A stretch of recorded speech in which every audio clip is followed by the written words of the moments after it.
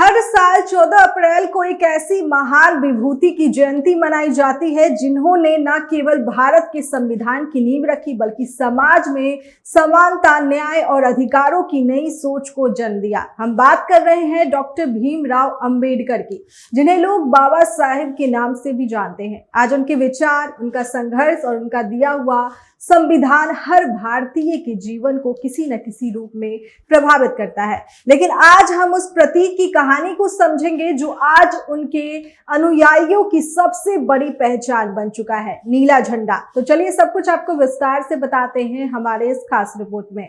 नमस्कार, मैं आपके साथ श्रेया राज और आप देख रहे हैं न्यूज वॉच इंडिया का खास कार्यक्रम आज का बड़ा सवाल। जब भी देश में अंबेडकरवादी आंदोलन, रैली या कोई सामाजिक कार्यक्रम होता है तो एक चीज सबसे पहले नजर आती है, वो है नीले रंग का झंडा। ये झंडा केवल एक कपड़े का टुकड़ा नहीं है बल्कि ये एक विचारधारा का प्रतीक है। ये समानता, संघर्ष और अधिकारों की आवाज है। लेकिन क्या आपने कभी सोचा है कि आखिर नीला रंग ही क्यों चुना गया और इसकी शुरुआत कहां से हुई? इसके पीछे इतिहास बहुत गहरा और प्रेरणादायक है। इस नीले झंडे की जड़ें हमें 1940 के दशक में मिलती है, जब डॉक्टर भीमराव अंबेडकर ने सामाजिक और राजनीतिक रूप से वंचित वर्गों के अधिकारों के लिए संगठित प्रयास शुरू किए। साल 1942 में उन्होंने शेड्यूल कास्ट फेडरेशन की स्थापना की थी, जो दलित और पिछड़े वर्गों की राजनीतिक प्रतिनिधित्व को सुनिश्चित करने का एक बड़ा कदम था। इसी संगठन का झंडा नीले रंग का था, जिसके बीच में अशोक चक्र का प्रतीक था।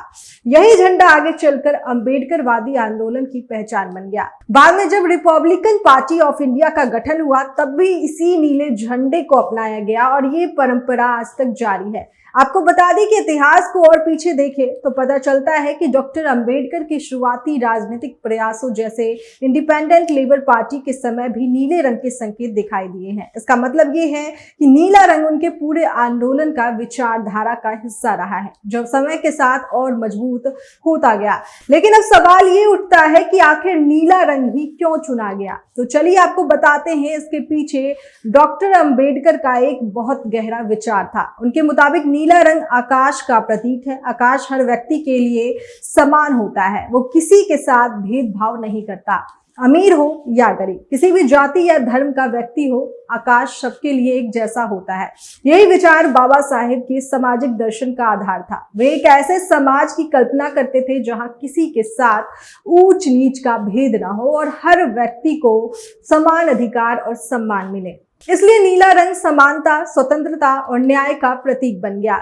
कुछ विद्वान ये भी मानते हैं कि नीले रंग का संबंध बौद्ध धर्म से भी है, जिसे डॉक्टर अंबेडकर ने 1956 में लाखों अनुयायियों के साथ अपनाया था। बौद्ध धर्म के ध्वज में भी नीले रंग का महत्वपूर्ण स्थान है, जो करुणा, शांति और सार्वभौमिक समानता का संदेश देता है। इसी तरह नीला रंग केवल एक राजनीतिक प्रतीक नहीं रहा बल्कि एक आध्यात्मिक और सामाजिक संदेश का भी वाहन बन गया। डॉक्टर अंबेडकर के जीवन का एक और महत्वपूर्ण पहलू उनका नीला सूट था।